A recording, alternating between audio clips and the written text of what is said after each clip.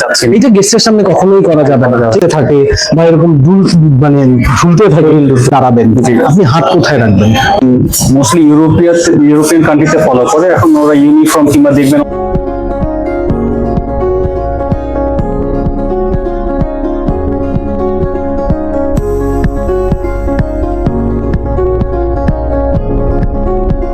আমি সবসময় আমার প্রিয় স্টুডেন্টদেরকে সবসময় বলি বড়লোক হও। এই বড়লোক হওয়াটা আসলে টাকায় নয়, এই বড়লোক হওয়াটা হচ্ছে শিক্ষা, পোশাক এবং আপনার চলাফেরায়। তো এই যে আসলে গ্রুমিংটা যে বা এই পার্সোনালিটিটা শুধুমাত্র কিন্তু হসপিটালিটি ইন্ডাস্ট্রি না, আমাদের পুরো অর্গানাইজেশন গুলোতে এটা লাগে।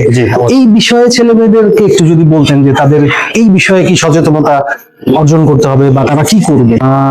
আমরা একটা সার্ভেতে করেছি, টোটাল আমাদের কমিউনিকেশন 80% হলো বডি ল্যাঙ্গুয়েজ, 20% হলো আমাদের যে আমরা ভার্বাল কমিউনিকেশন করি সেটা। সেক্ষেত্রে আমাদের বডি ল্যাঙ্গুয়েজটা খুব ইম্পর্টেন্ট। যখন আমরা কোথাও দাঁড়াই কিংবা হাঁটি, আমাদের গেস্টার পোস্টারটা যাতে ঠিক থাকে ওটা আমাদের মেনটেন করতে হবে। গ্রুমিংটা খুব important in terms of hair, আমাদের যে ইউনিফর্ম গুলো আছে সেটা। কারণ আমি যখন ফার্স্ট ইমপ্রেশন যখন ক্রিয়েট করতে পারবো তখনই গেস্ট খুশি হবে, সেটা গেস্ট হোক কিংবা ইন্টারভিউ হোক। যখন আমি ইন্টারভিউতে যাবো, আমার যদি গ্রুমিং ঠিক থাকে, ইন্টারভিউতে আমি অলমোস্ট 50% তখনই ইমপ্রুভ করে পাস করে ফেলবো। আচ্ছা, আমি মাঝখানে একটু ব্রেক নিই। ধরেন আপনি গেস্টের সামনে দাঁড়াবেন, আপনি হাত কোথায় রাখবেন? হাত নর্মাল আমি এইভাবে রাখি অনেক সময়, এইভাবে, মানে এই হাতটি ডান হাতটি এইভাবে থাকবে আর এই বাঁ হাতটি নর্মাল এইভাবে ছাড়া থাকবে। বা আপনি কোনো অনেক সময় আমরা পিছনে দাঁড়াই গেস্টের সাথে কথা বলি, ডিপেন্ডস অন সিচুয়েশন। অনেক সময় আমরা অনেকে এইভাবে দাঁড়াই, এটা হলো যে আমি আপনার সাথে ক্লোজ হলে চাচ্ছি। এটা গেস্টের সামনে কখনোই করা যাবে না, ঠিক আছে? এবং অফিসের সিনিয়র বা বসদের সামনে ওইভাবে দাঁড়ানো যাবে না। আইদার এই বা এভাবেও দাঁড়াতে পারেন বা পিছনে হাত দিয়ে। আচ্ছা, ইন্টারভিউ বোর্ডে আপনাকে দাঁড়িয়ে কথা বলতে হলো, তাহলে তখন আপনি হাত কই রাখবেন? তখন কিছুটা তো অনেক সময় বডি মুভমেন্ট করতে হয়, সেক্ষেত্রে আমি এইভাবেই দাঁড়াবো, এইভাবেই দাঁড়াবো।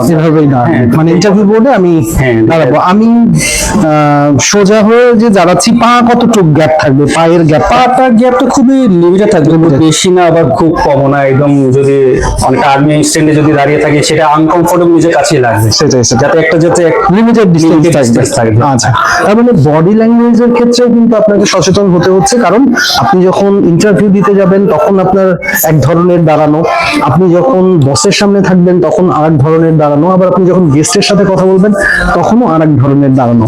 তো এই যে দাঁড়িয়ে আছে, এটা হচ্ছে পশ্চার, মূলত একদম ফিক্সড একটা পজিশন। আর আমি যে হাত মেরে কথা বলছি, এটা হচ্ছে জেস্চার। তো অনেক সময় দেখা যায় যে আমরা ভুল করে মাথা চুলকিয়ে ফেলি, গা চুলকাই বা নাক ফুটাতে থাকি বা নানান ধরনের ডিফারেন্ট অ্যাক্টিভিটিস করতে থাকি অবচেতন মনে, বা পা কাঁপতে থাকে বা এরকম মানে ঝুলতে থাকে, শরীর ঝুলতে থাকে নার্ভাসনেস থেকে।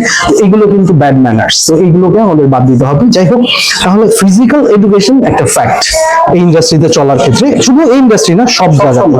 তো আপনি যে বিদেশিদের সাথে মিশে আসলেন, ওনাদেরকে আমি সবসময় দেখেছি যে ফরেনাররা যখন বস হয় বা ফরেনাররা যখন কাজ করে, খুব ফ্রেন্ডলি, খুব জলি, খুব মানে হাস্যোজ্জ্বল এবং তারা খুব প্রাণচঞ্চল থাকে। তো তাদেরকে আমি আরেকটা জিনিস লক্ষ্য করেছি পাশাপাশি, যে খুব বেশি কিন্তু পোশাক নিয়ে তারা দেখা যায় যে এত কনসার্ন না, বিশেষ করে কাজ করার ক্ষেত্রে। এটা কেন? মানে এটা এখন আস্তে আস্তে নতুন ট্রেন্ড একটা হচ্ছে, এটা মোস্টলি ইউরোপিয়ান কান্ট্রিতে ফলো করে। এখন ওরা ইউনিফর্ম কিংবা দেখবেন অনেক ক্ষেত্রে বিয়ার্ড নিয়ে জব করছে না। এটা আসলে এশিয়া এবং মিডল ইস্টে এখন ওইভাবে তৈরি হয়নি। এখন কিছুটা কনজারভেটিভ, মানে ওল্ড স্টাইল, যেটা হলো প্রপার গ্রুমিং নিয়ে চলতে হবে, ওইভাবেই আমরা মেনটেন করে চলছি আর কি। আচ্ছা, আপনার জীবনে কোনো বাজে অভিজ্ঞতা আছে এই বিষয়ে, যে আপনি যখন শুরুতে চাকরি করছেন বা আপনি যখন বেশ কিছুদিন কাজ করে ফেলেছেন, এরকম আপনার জীবনের কোনো গল্প বা অন্য আদার্স কারো কোনো গল্প, এরকম কোনো স্মৃতি? বা গ্রুমিং নিয়ে বলতে পারি, আমি যখন ঢাকায় প্রথম ইন্টারভিউ দিতে আসি, তখন দেখছিলাম আমি একটা রিসোর্টে জব করতাম, রয়্যাল টিলেপ রিসোর্টে, ওইখান থেকে এসেছিলাম।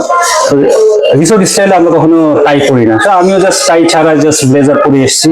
তো আফটার দ্য ইন্টারভিউ, আমার এখন যে ডিরেক্টর যিনি ইন্টারভিউ নিয়েছেন, আমাকে জিজ্ঞেস করলেন, তুমি একটা লাক্সারি 5 স্টার প্রপার্টিতে এসেছো, তুমি টাই কেন করোনি?